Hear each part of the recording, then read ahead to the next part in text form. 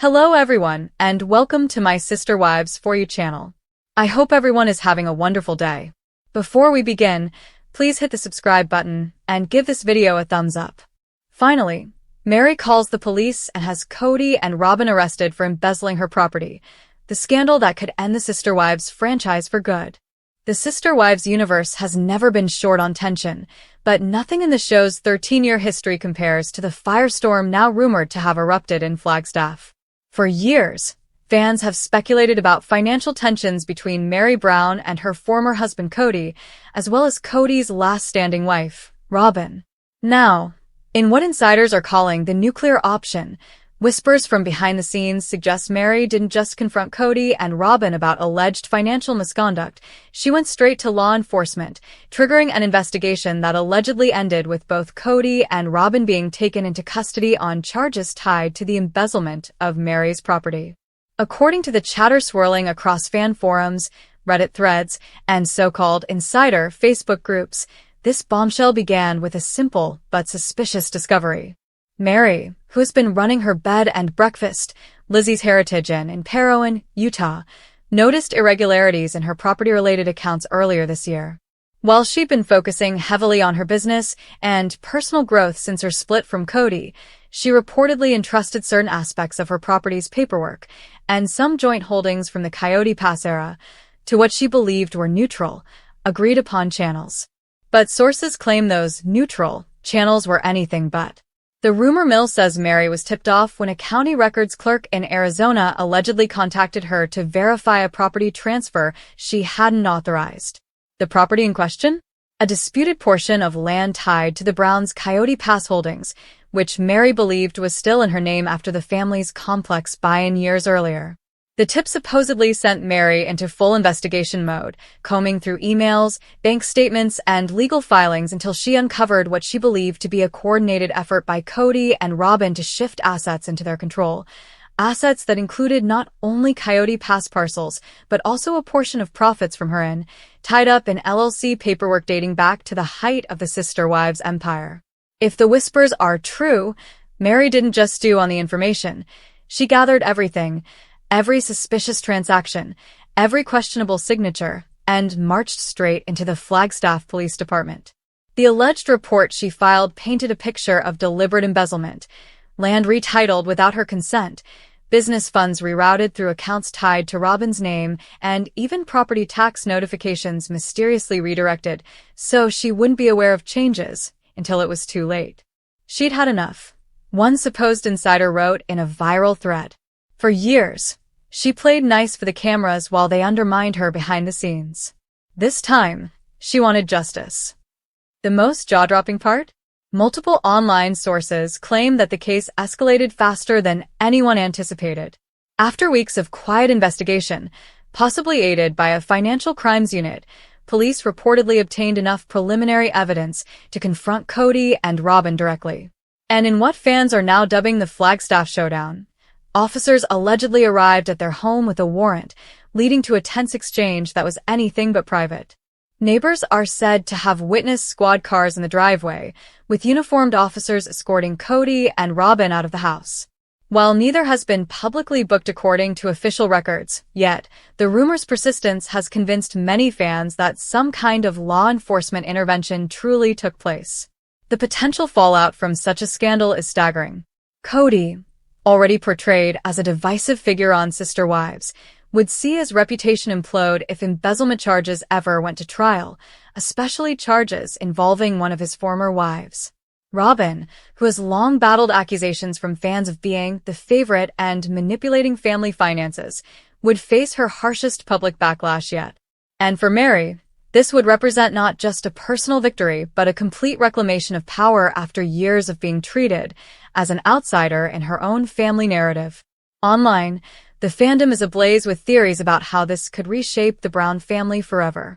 Some point to past episodes where Kody seemed dismissive of Meri's property rights, particularly during the tense discussions about funding her bed and breakfast.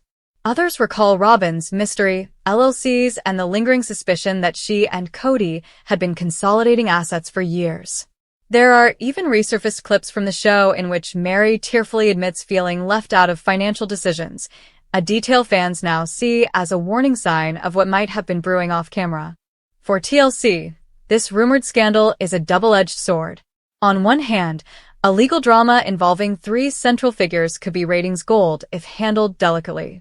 On the other, it could torpedo the network's ability to continue filming if criminal charges were formally filed.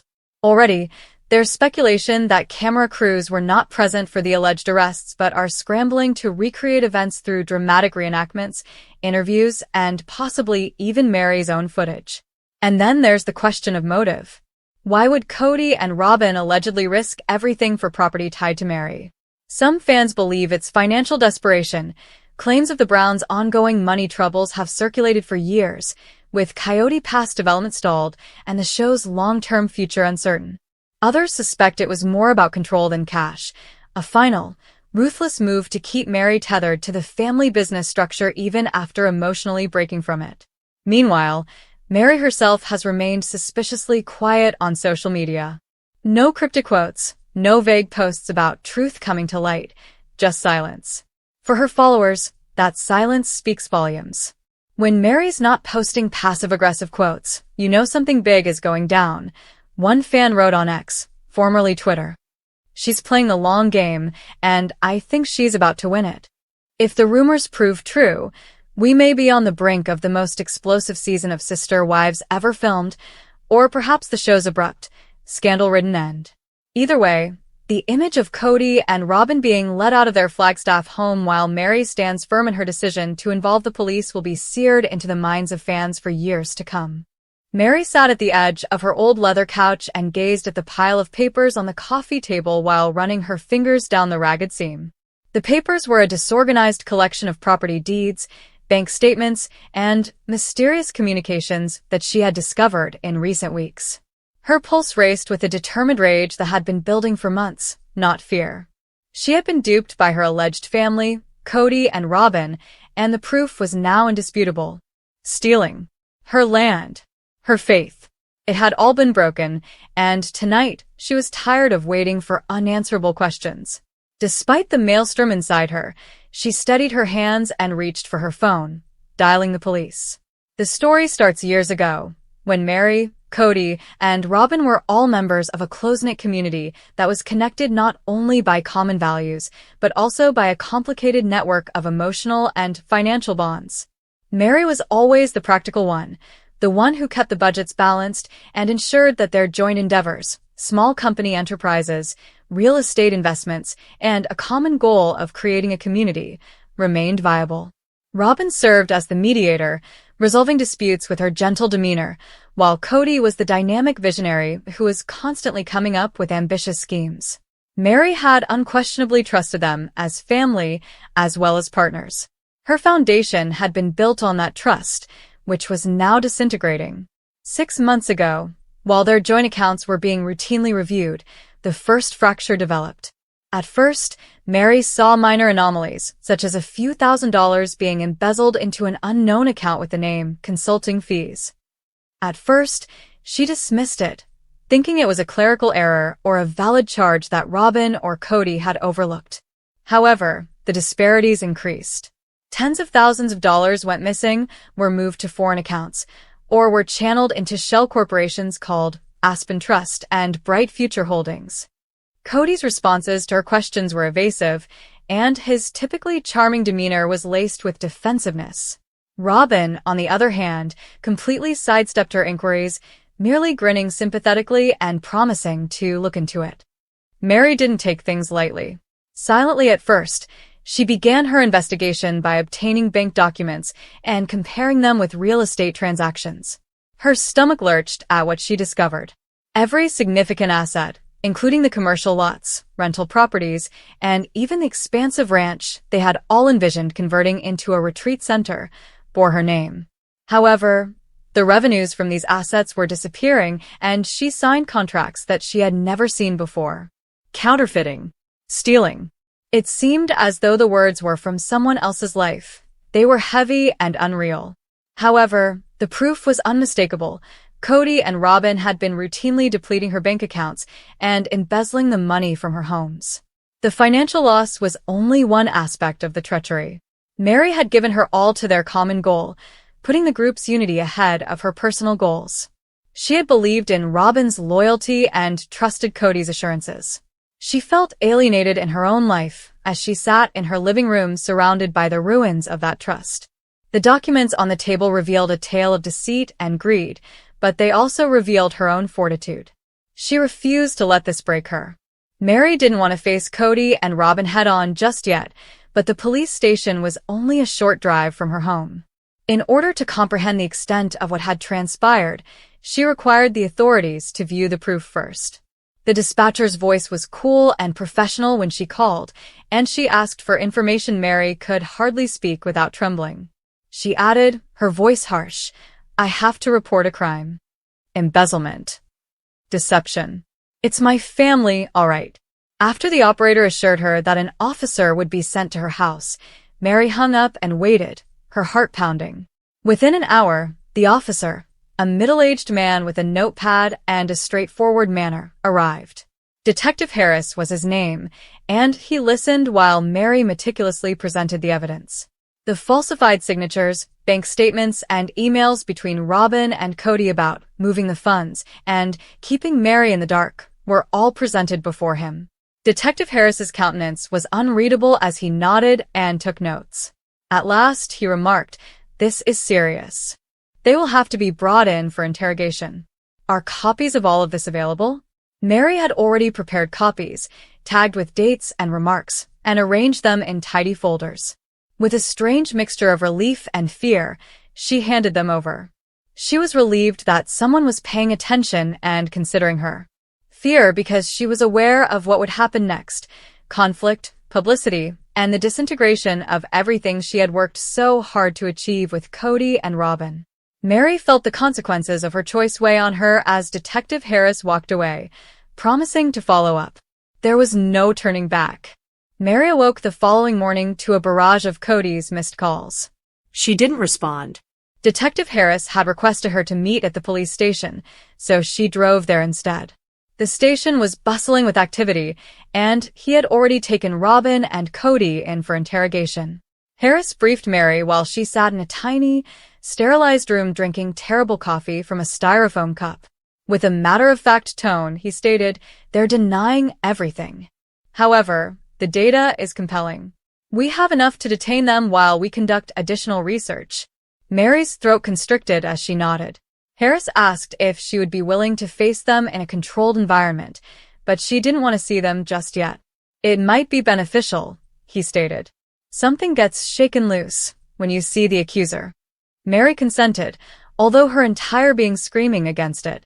Although she desired justice, she was unwilling to confront those who had deceived her. A one-way mirror separated the interaction, which happened in an interrogation room.